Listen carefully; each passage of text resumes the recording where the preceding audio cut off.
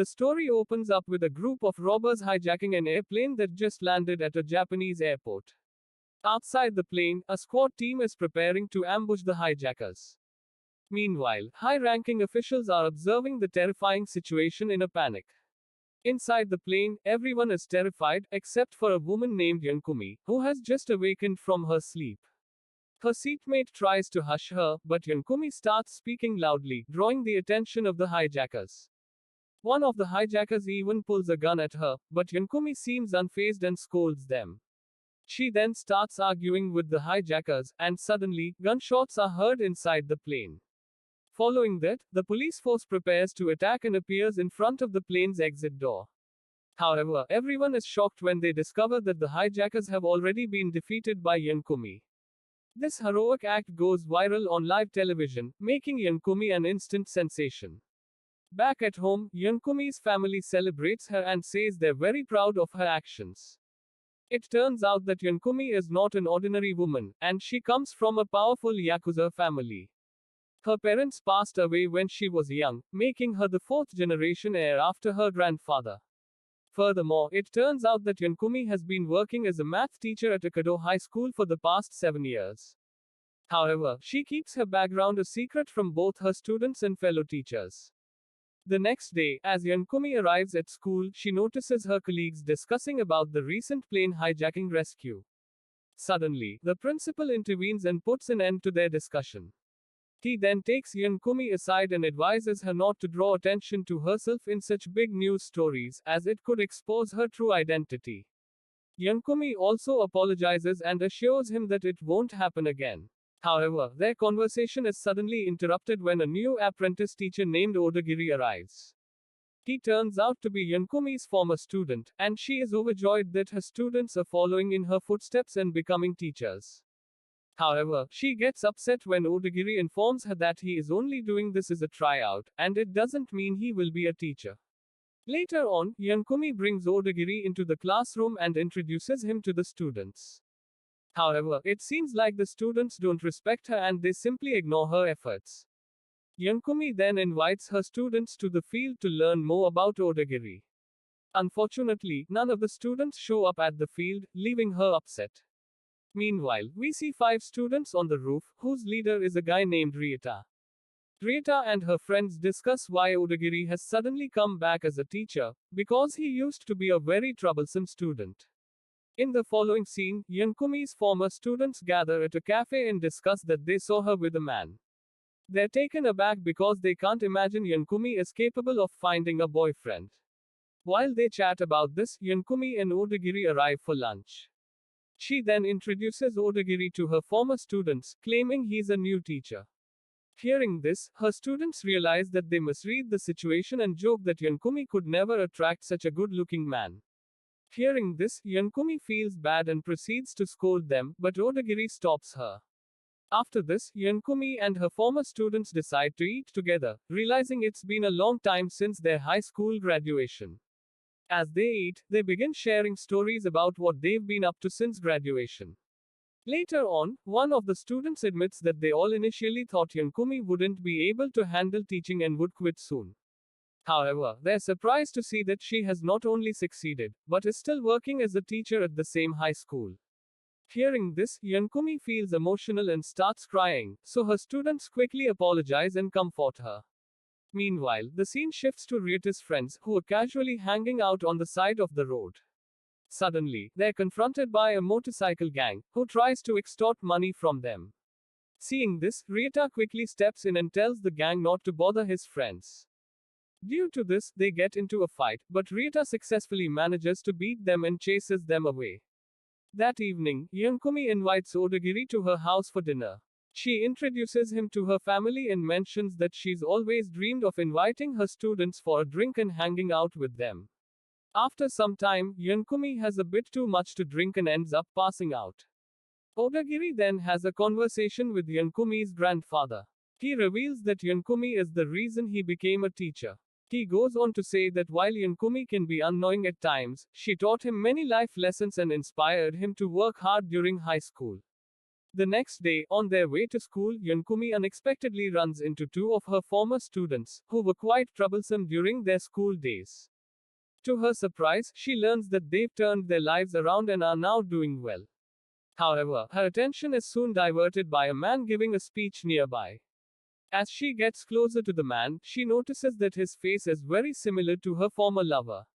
It turns out that this man is Kuros Kentaro, and he's the owner of Japan's largest IT company. He's now aiming to expand his influence by running for position of governor. Yunkumi is immediately captivated by him and declares her strong support for his campaign. The scene then shifts to Akado High School, where a motorcycle gang unexpectedly appears.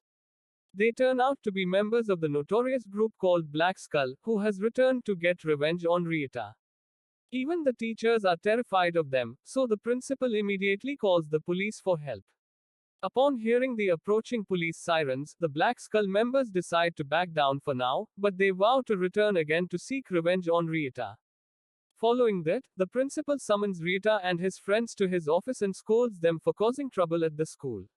He demands an explanation from them, but the boys claim that the motorcycle gang had initially provoked the trouble by demanding money from them. The principal doesn't believe their words, but suddenly Yunkumi steps in. She assures the principal that they're telling the truth, stating that she can tell when they're lying. Hearing this, the principal decides to let the matter go, but tells Yunkumi that if her students cause any more trouble in the future, she will be fired immediately. Later in class, Rieta and his friends are shocked by Yunkumi's willingness to risk her job for their sake. Not wanting to put her in any more trouble, Rieta decides to end the matter once and for all. His friends try to convince him not to go against such dangerous people, but Rieta leaves anyway. Later on, Yunkumi arrives in the classroom with Odagiri and finds out that Rieta has left to confront the gang. She's disappointed in her students for not stopping him and letting him go alone. After scolding them, she heads out to find Rieta. In the meantime, Odagiri confronts the boys and reminds them that if they're true friends of Rieta, they should stand by his side no matter what. The scene then shifts to Rieta, who has reached the hideout of the Black Skull gang. He warns them to stay away from his school and challenges their leader for a one-on-one fight. However, the leader refuses him and they all gang up to beat Rieta. Moments later, the building begins to shake and the wall collapses, leaving a massive hole in the wall. From there, Yunkumi arrives and demands the gang to release her student. The gang then turns on her and she begins to beat them one by one. She is still overpowered by them, but just when all hope seems gone, Odagiri arrives and helps her. The two then beat up the group and eventually chases them away. Just then, Rieta's friends also arrive and thank Yunkumi for her help. Confused, Rieta questions how an ordinary teacher can fight like this. She answers him that she was able to fight because she cares for her students. The next morning, Rieta starts treating Yunkumi with more respect, and his friends greet her good morning. Seeing this, Yunkumi is overjoyed that her students are finally appreciating her. Afterward, some cops arrive at the school, which freaks out Yunkumi. She thinks it's about the previous night's fight, only to learn that one of her students, Ran Kazama, is suspected of a drug deal. The teachers claim that this can't be true since Kazama is a very good student. However, the officers reveal that Kazama's wallet was found at the crime scene, and he's been missing since the night before. As the police leave, they ask the teachers to inform them if they come across any information about Kazama.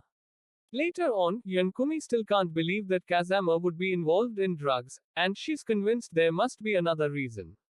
So, she decides to find him before the cops and heads out. While she's looking for him, she's stopped by a group of people who reveal to be Kazama's friends, who are also looking for him. They split into different groups and look for all day, but to no avail. In another scene, we see an injured Kazama getting a call from Yunkumi. However, after contemplating for a while, he decides not to answer the phone. He then notices a police car, so he hurriedly hides under a bridge. That evening, as Odagiri is about to leave, he hears a voice coming from one of the classrooms. Upon checking, he discovers Kazama hiding there. Shortly after, Yunkumi also arrives with other students. She questions Kazama about why he didn't call her, and he says that he didn't want to put her in trouble. He then explains that he had recently found a job of delivering goods, but had no idea what was inside. But last night, he accidentally dropped the package and noticed drugs inside. He then got scared and said he wanted to quit. However, the men then started beating him and only left when the police arrived. Kazama also ran from there, but unfortunately, he left his wallet behind. Hearing this story, Yankumi asks why he needed the job, and he explains it was to support his sister. She reassures him, saying it's not his fault, and offers Kazama and his friends a place to stay at her house for the night.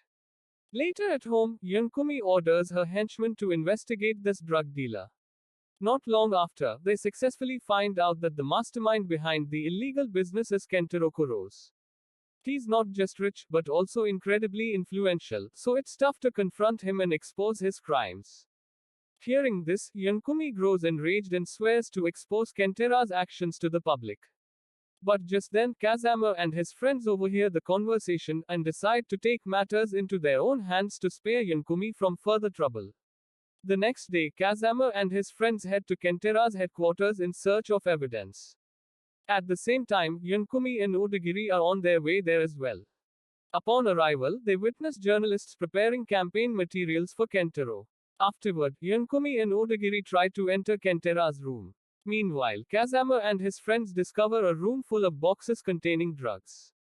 But suddenly, Kentara's men arrive and notice them. They then raise their guns and prepare to shoot Kazama and his friends. But fortunately, Yankumi arrives just in time and defeats all of them. Meanwhile, Kentaro has started delivering a speech that is being streamed live. In his statement, he pledges to improve the city if he gets elected as governor. While he's still talking, Yankumi arrives on the stage and reveals all the crimes he's committed. Furthermore, her students appear behind the stage and broadcast the place where Kentaro keeps all the drugs. Seeing this, Kentara's supporters are frightened and quickly leave the premises. Kentaro then gets enraged and tells his men to beat Yankumi. Meanwhile, many special troops are already stationed outside the facility. Even Ryota and his gang are unable to enter since the authorities have detained them. Despite the odds, Yankumi successfully defeats all of Kentara's henchmen. Kentaro then aims a gun toward her and accuses her of ruining his life. Yankumi then advises him to surrender immediately and informs him that he can restart his life. After a lengthy conversation, Kentaro eventually gives up. Soon after, special forces enter the building, prepared to take action against Kentaro. However, Yankumi advises the police not to shoot him because he has chosen to surrender. In the end, Kentaro is captured while the whole nation is amazed by Yankumi's bravery. The next day, Yankumi becomes a new sensation, and all the teachers, including the principal, commend her bravery. Later during class, she invites her students to play kick the can in the field. At first, the students are quiet, but after Rita urges them, they all join in. Soon, they joyfully run around with Yankumi as the movie comes to an end.